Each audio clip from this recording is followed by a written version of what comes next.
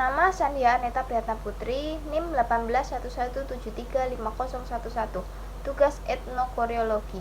Interaksi simbolik berasal dari dua aliran. Yang pertama mazhab Chicago yang dipelopori oleh Herbert Blumer pada tahun 1962. Blumer meyakini bahwa penelitian terhadap manusia tidak bisa disamakan dengan penelitian terhadap benda mati. Tradisi Chicago melihat manusia sebagai kreatif, inovatif dalam situasi yang tak dapat diramalkan. Yang kedua yaitu mazhab Loa yang mengambil lebih dari satu pendekatan ilmiah. Tokohnya adalah Manford Kuhn. Salah satu karyanya adalah teknik pengukuran yang terkenal dengan sebutan 20 Statement Self-Attitude Test, konsep pengujian sikap diri melalui 20 pertanyaan. Dua di antaranya adalah ordering variable, yaitu menyatakan kepentingan yang relatif menonjol yang dimiliki individu, dan locus variable, yaitu menyatakan perluasan tendensi yang secara umum dilakukan individu dalam mengidentifikasi kelompok konsensual. Kuhn berusaha mengembangkan konsep tentang diri menjadi lebih konkret. Interaksi simbolik telah menyatukan bagaimana kelompok mengkoordinasi tindakan mereka. Interaksi adalah istilah dan garapan sosiologi, sedangkan simbolik adalah garapan komunikologi atau ilmu komunikasi. Perkembangan sosiologi di Amerika sejauh ini didahului oleh penyerapan akar sosiologi yang berkembang luas di Eropa. Menurut Blumer, seorang peneliti harus melakukan observasi secara langsung atau partisipatif dengan dua cara, yaitu yang pertama, eksplorasi ke tingkat pemahaman yang menghasilkan sensitivizing concepts. Peneliti diharapkan bisa dekat dengan objek atau subjeknya, agar mampu mengenali dan memahami konteks empiris yang sebenarnya. Kemudian yang kedua, melakukan inspeksi, di mana peneliti harus memeriksa data dengan cara menampilkan pembuktian empirisnya. Joel M. Curran pada tahun 1979 berpendapat pentingnya pemahaman terhadap simbol ketika peneliti menggunakan teori interaksi simbolik. Simbol adalah objek sosial dalam interaksi yang digunakan sebagai perwakilan dan komunikasi yang ditentukan oleh orang-orang yang menggunakannya. Orang-orang tersebut memberi arti, menciptakan dan mengubah objek di dalam interaksi. Simbol sosial tersebut dapat berwujud dalam bentuk objek fisik, benda kasat mata, atau kata untuk mewakili objek fisik, perasaan, ide, dan nilai, serta tindakan yang dilakukan orang untuk memberi arti dalam berkomunikasi dengan orang lain. Dalam sosiologi, banyak sekali teori dan perspektif. Salah satu teori sosiologi yang cukup berpengaruh adalah interaksi simbolik yang fokus pada perilaku peran, interaksi antar individu, serta tindakan-tindakan dan komunikasi yang dapat diamati. Melalui pendekatan ini, secara lebih spesifik, peneliti dapat menguraikan perkembangan sejarahnya dan manfaatnya bagi individu maupun masyarakat itu sendiri.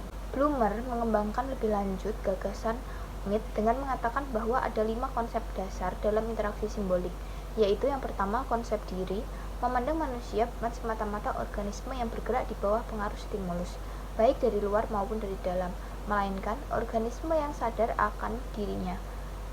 Ia mampu memandang diri sebagai objek pikirannya dan bergaul atau berinteraksi dengan diri sendiri. Yang kedua, yaitu konsep perbuatan. Karena perbuatan manusia dibentuk dalam dan melalui proses interaksi dengan diri sendiri, maka perbuatan itu berlainan sama sekali dengan gerak makhluk selain manusia. Manusia menghadapi berbagai persoalan kehidupannya dengan beranggapan bahwa ia tidak dikendalikan oleh situasi, melainkan merasa diri di atasnya.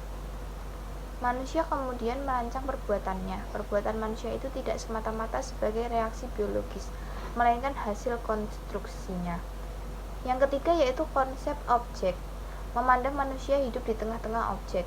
Objek itu dapat bersifat fisik seperti kursi, atau hayalan, kebendaan, atau abstrak seperti konsep kebebasan. Yang keempat yaitu konsep interaksi sosial.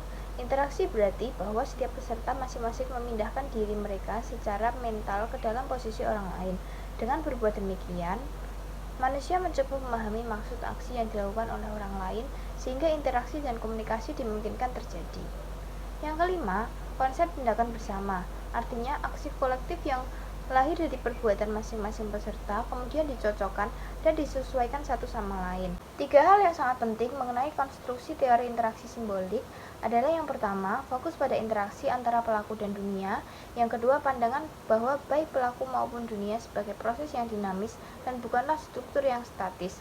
Dan yang ketiga, nilai yang dilekatkan pada kemampuan pelaku untuk menginterpretasikan dunia atau masyarakat sosial. Beberapa tokoh yang beraliran interaksi simbolik sepakat menggunakan nama interaksi simbolik untuk menjelaskan suatu tindakan bersama. Pada saatnya nanti akan membentuk struktur sosial atau kelompok-kelompok masyarakat lain melalui interaksi yang khas. Teori interaksi simbolik mengasumsikan bahwa individu-individu melalui aksi dan interaksinya yang komunikatif dengan memanfaatkan simbol-simbol bahasa serta isyarat lainnya yang akan mengonstruk masyarakatnya. Menurut Fisher, interaksi simbolik adalah teori yang melihat realitas sosial yang diciptakan manusia, sedangkan manusia sendiri mempunyai kemampuan untuk berinteraksi secara simbolik, memiliki esensi kebudayaan, saling berhubungan, bermasyarakat, dan memiliki buah pikiran. Setiap bentuk interaksi sosial dimulai dan berakhir dengan mempertimbangkan diri manusia. Interaksi simbolik dalam ilmu sosial, khususnya komunikasi, merupakan teori dasar dan variannya mencakup berbagai teori diantaranya labeling teori, teori transformasi identitas. Teori tersebut dapat digunakan dalam menganalisis gejala masyarakat karena berakar dan berfokus pada hakikat manusia sebagai makhluk relasional. Interaksi itu sendiri membutuhkan simbol-simbol tertentu. Keunikan dan dinamika simbol dalam proses interaksi sosial menuntut manusia harus lebih kritis, peka, aktif, dan kreatif dalam menginterpretasikan simbol yang muncul dalam interaksi sosial. Jadi, teori ini memberikan pandangan yang menonjolkan mengenai perilaku komunikasi antar manusia dalam konteks yang sangat luas dan bervariasi.